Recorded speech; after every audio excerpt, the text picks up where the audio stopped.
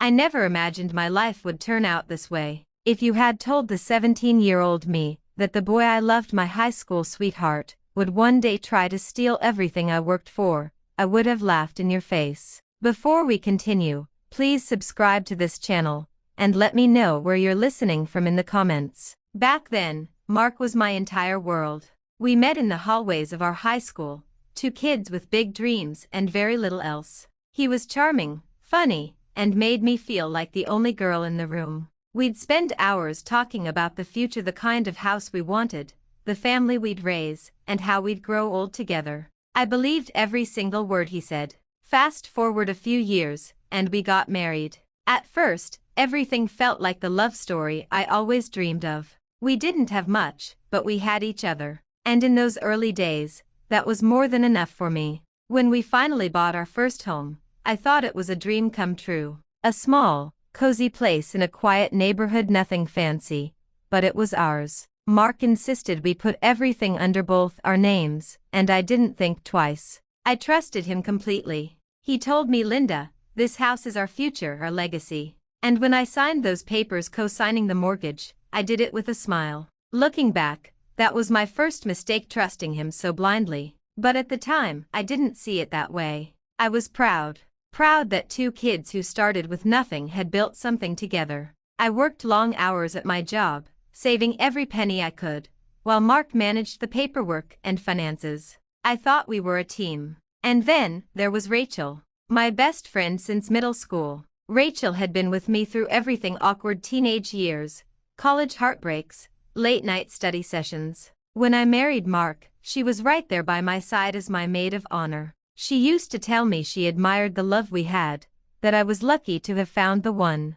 So naturally, she was always welcome in our home. She'd drop by for dinner, spend weekends with us, even help me decorate for the holidays. To me, she was like a sister. To Mark, she was just family. At least, that's what I believed. But as the years went by, little cracks started to show. Sometimes, when I was talking about my promotion at work, I'd catch Rachel giving me this strange look, not happy, not supportive, but jealous. And Mark, well, sometimes he seemed distant whenever I spoke about my career too, as if my success was somehow a threat. I didn't want to believe it though. I brushed it off, telling myself I was just imagining things. But then, there were the glances. Quick, subtle glances between Mark and Rachel that I caught out of the corner of my eye. Once, I walked into the living room, and they both jumped a little, like I'd interrupted something. But when I asked, they just laughed it off. I wanted so badly to believe in them, in him, in her, in us.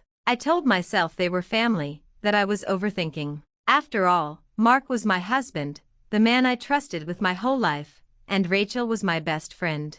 What reason would they ever have to hurt me? But oh, if only I had known then what I know now. Because while I was busy working, saving, and dreaming about our future, the two people I trusted most were quietly planning to take it all away from me. And the first time I realized something was truly wrong, it was a moment I'll never forget. It started with little things. Mark had always been a bit of a workaholic, but suddenly, his late nights became more frequent. He'd leave after dinner, saying he had urgent paperwork at the office. At first, I didn't think much of it. After all, he was ambitious, and I told myself he was just working hard for us. But then, Rachel started pulling away too. She wasn't coming around as often, and when I called her, she always had some excuse. "I'm busy, I'm tired, maybe next weekend." For someone who used to practically live at my house, it was strange. And the few times she did come over, she was different. Defensive, even if I asked her harmless questions like "how's work?" or "are you seeing anyone these days?" She'd change the subject or snap that it wasn't important.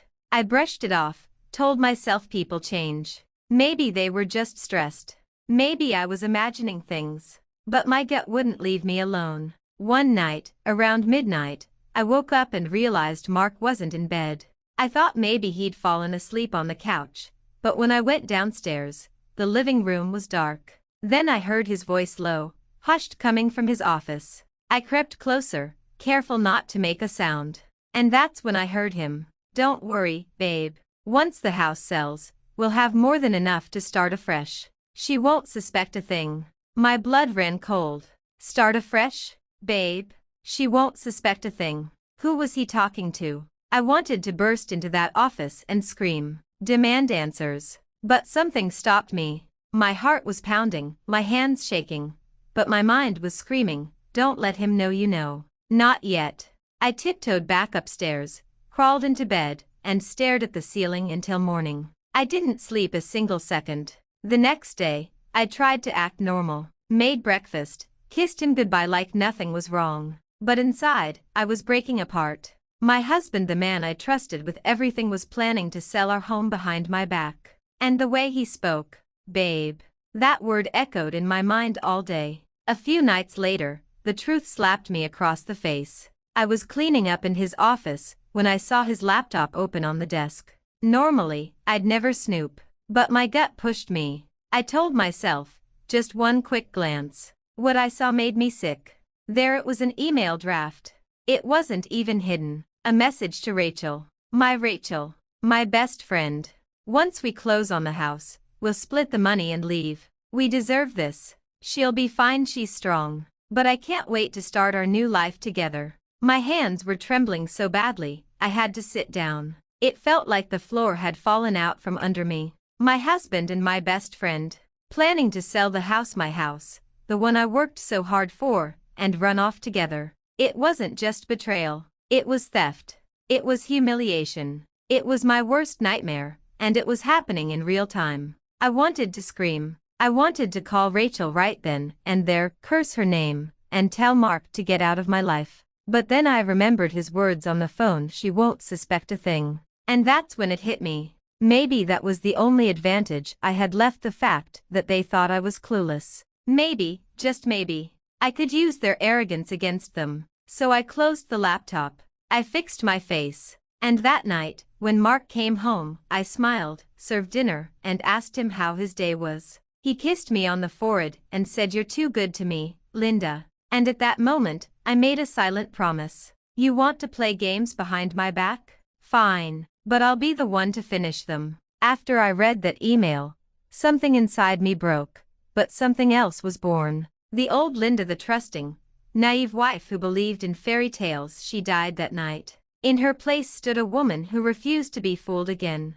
I cried for a day, maybe two, but when the tears dried, I started thinking clearly. If Mark and Rachel thought they could steal everything from me, they were going to learn a very hard lesson. The first step was simple: act normal. And oh, I became an actress. At breakfast, I laughed at his dumb jokes. When Rachel texted me, I pretended nothing was wrong. I let them believe I was still the clueless, trusting Linda they had always underestimated. But behind the smile, I was planning. I knew I couldn't just confront them. They'd deny everything, twist the story, maybe even gaslight me until I doubted myself. No, I needed something smarter, something that would hit them where it hurt. The house. That was the center of their plan. The house I paid most of, the house I poured my sweat into, the house that carried my dreams. They wanted to sell it and run off with the money. If I could take that house out of their hands, I'd take away their entire scheme. So I went to the bank. I remember sitting across from the loan officer, my palms sweating. I explained the situation in pieces, not everything, just enough. He looked over the mortgage documents, my payment history, my credit, and finally, he said the words I desperately needed to hear. "Yes, Mrs. Taylor, you can refinance this property under your name only. As long as you can handle the payments, it's possible." I almost cried right there in his office. Possible. It was possible. For the next few weeks, I moved like a ghost in my own life. By day, I was the loyal wife, pretending not to notice Mark's late nights or Rachel's excuses. But in secret, I was signing documents, moving money, and securing my future. Every signature I wrote was like reclaiming a piece of myself. Every meeting with the bank was one step closer to freedom. Meanwhile, Mark was becoming cockier by the day. He'd sit at the dinner table, scrolling on his phone, smirking at messages I knew weren't from me. Sometimes, I'd catch him looking at me almost with pity, as if he already pictured me broken and abandoned once he got his money. And Rachel? She had stopped trying to hide her distance. She'd send me short, curt replies to my texts, or cancel plans last minute. She thought she was slipping away without me noticing. But I noticed everything. The irony was almost too much. They thought I was blind. They thought I was weak. But little did they know, I had already pulled the rug out from under them. One evening, I overheard Mark on the phone again. His voice was low, but I was standing just outside the kitchen door. "Don't worry, Rachel. The papers are almost ready. Once the house is sold, we'll be out of here. She'll never see it coming." I pressed my hand over my mouth to stop myself from laughing. Never see it coming? Oh, Mark. If only you knew. Because at that very moment, the house was already mine. Fully refinanced, legally binding, with his name nowhere on it. The trap was set. All I had to do now was wait. So I smiled wider, cooked his favorite meal, and asked him about his day. He bragged about big changes coming soon, and I nodded along, pretending to be none the wiser. But inside I was counting down the days. The day he thought he would win would be the day he lost everything. The day finally came. Mark was all smiles that morning, humming in the shower, whistling as he buttoned up his shirt. He kissed me on the cheek and said, "Big day, huh? By tonight, we'll be free." Free. That's what he called it. Free from me, free from the life we built, free to run away with my best friend and my house money.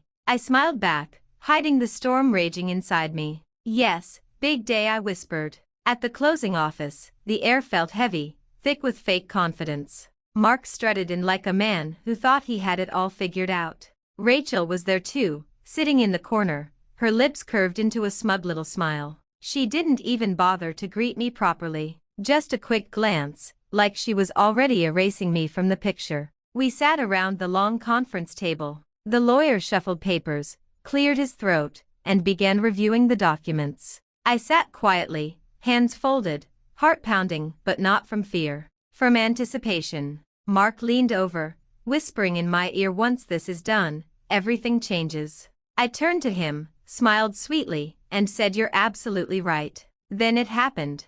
The lawyer adjusted his glasses, tapped the papers, and said, "So, Mr. Taylor, there seems to be some confusion here. According to these documents, you are not listed as an owner of this property. The deed is in Mrs. Taylor's name only." Silence. I'll never forget the look on his face. His smug grin froze, his eyes went wide, and he actually stuttered. What? That's impossible. My name is on everything." The lawyer shook his head. "Not anymore. Mrs. Taylor refinanced the mortgage months ago. She is the sole legal owner." Rachel gasped, clutching her purse like it could save her. Mark's face turned red, then pale, then red again. He looked at me like I'd grown horns. "Linda, what did you do?" he whispered. And I finally let the smile I'd been holding back for weeks spread across my face. "What did I do? I protected myself. You thought you could sell my home, my life, behind my back. You thought I wouldn't notice?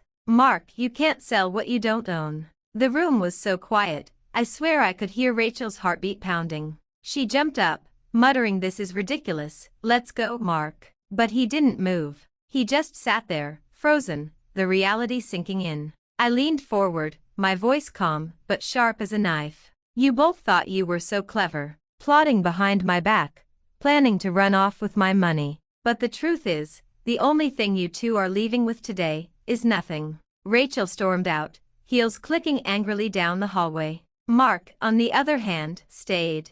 His shoulders slumped, his hands shaking. He looked at me with those desperate, pitiful eyes I once loved, and whispered, "Please, Linda, don't do this. I made a mistake. I still love you." I almost laughed.